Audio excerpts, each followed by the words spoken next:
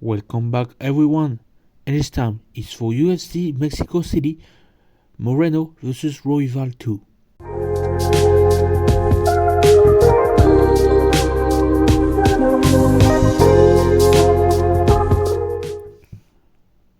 We start with the main card as usual. First fight of the night takes place in the lightweight division, and we've got Manuel Torres taking on Chris Duncan. I don't know both fighters. I think I saw Manuel Torres fight before. It was like a long time ago, so not sure what he's capable of. He won his two first fights in the UFC. He has an incredible record of 13 wins, 13 finishes, and 13 first round finishes. So I guess that it's pretty hard to survive a 3 round with him, let alone the first round. So for this fight, I'm pretty sure he's going to get the win, and therefore I'm going to predict him to get the win, probably by submission. When I look at his opponent, I don't see that he have what it takes to win and to continue his win streak.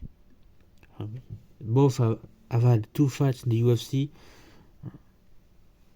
but Chris Duncan only won by decision in these 2 fights, whereas Manuel Torres won by finishes, actually knockout finishes. So Manuel Torres to get the win by submission this time. Next, in the women's strawweight division, we've got Yasmin Jauregui taking on Sam Hughes. Jasmine Jauregui, and you'll have to excuse me for this pronunciation, that is most likely horrendous, is a massive favorite for this fight. She lost her last fight. Maybe it was against Dominic Gomez, but maybe it was a kind, I would say, fluke. Even fluke victories are not really a thing in MMA and even in the UFC. I would say maybe a early stoppage or something like that. Anyway, she lost, but I think she has what it takes to get some wins in the UFC. So it was an only defeat. Before that, she wasn't defeated. As for Sam Hughes, well, she hasn't been the best fighter at all, overall.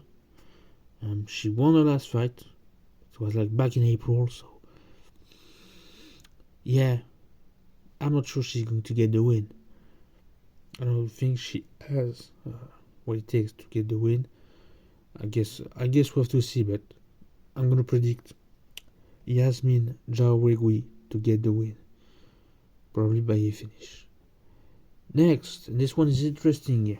In the men's bantamweight division, we've got Raul Rosas Jr. taking on Ricky Turcios. Raul Rosas Jr. showed his flaws in one of his fights.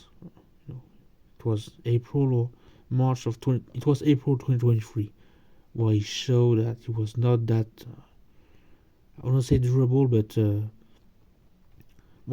he can have adversity, he can face adversity, and he lost by unanimous decision. So maybe he lacked technique, or it was bad performance from him on this particular fight. Anyway, for this one, as he wasn't defeated before this loss, I think he's going to get the win against Ricky Turcios. But I don't underestimate Ricky Turcios. Of course, very entertaining. Has been in the UFC for a bit of time, but his last fight is way too long for me to believe in him to be able to get the win. Like his victories out of his last 3 fights are split decision wins. Yeah, I'm not sure. I think it's maybe Raul Rosas Jr. is just going to climb further up the rankings as he should. But even though he's young, I hope he's not going to make the mistake of underestimating his opponent. So Raul Rosas Jr. to get the win by a finish. Next, we go back to the lightweight division as Daniel Zeluber takes on Francisco Prado. For this one, I don't know both fighters. I think I've heard about this Daniel Zeluber before. But, yeah, I've seen him fight before.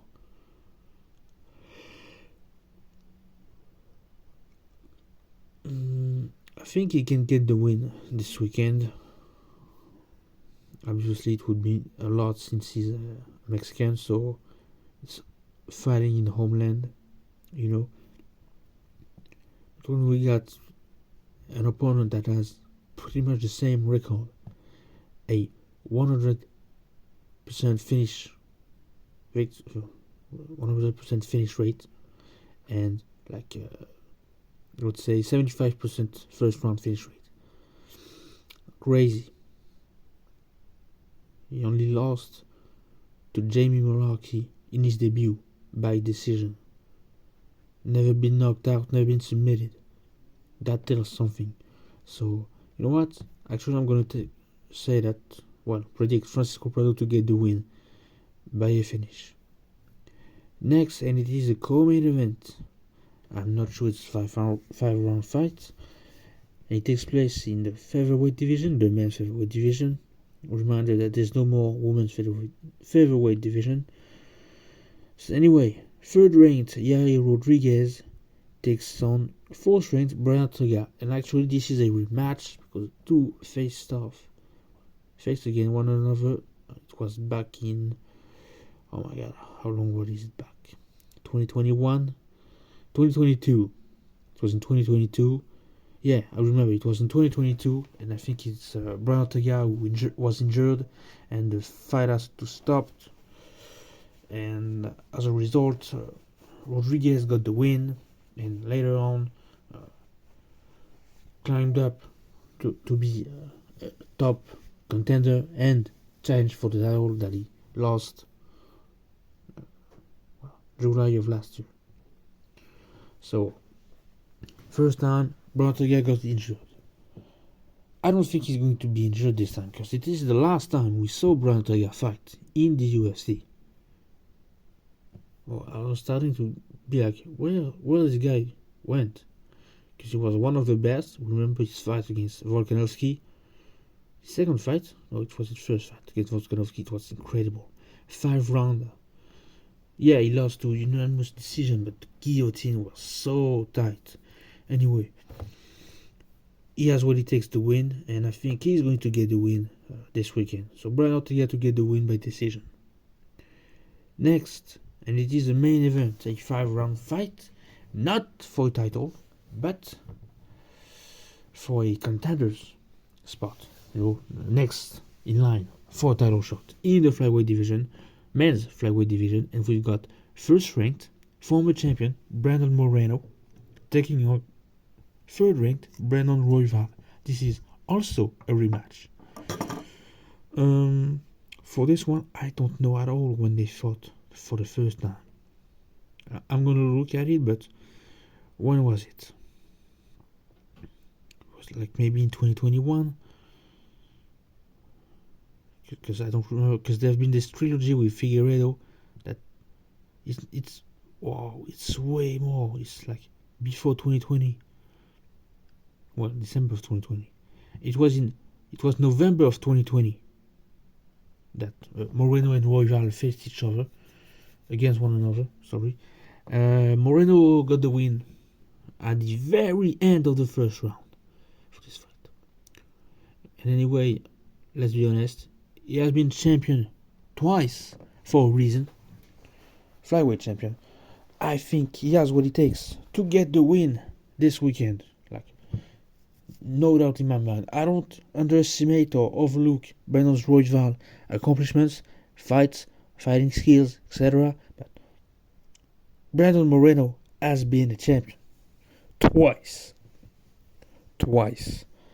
That's enough for me to consider and predict Brandon Moreno to get the win by decision. Of I think it's going to be a finish because 5 rounds is a long time, and I don't think Brandon Royval had done a lot of 5 rounds.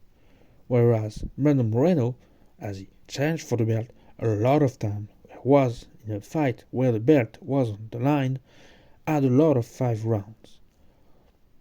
So Brandon Moreno can go the distance, but I don't think this fight going to go to the distance, going to decision, because of the experience Brandon Moreno has in 5 round fight. So Brandon Moreno to get the win. I don't know where I did not predict any round where the finish could happen. But I expect early knockouts, like round 1 or round 2 knockouts, or TKO, or submissions. But I expect finish very early on. Like if they finish in the 3rd round or 5th round, especially for this fight, because it's only 5th round fight, 5 round fight, sorry. Yeah, expect finishes early. Maybe there's going to be once again a finish at the very end, but this time at the 5th round, and that's going to be crazy. Anyway, that were my predictions for UFC Mexico City, Moreno versus ROYVAL 2. I leave you there. Until next time.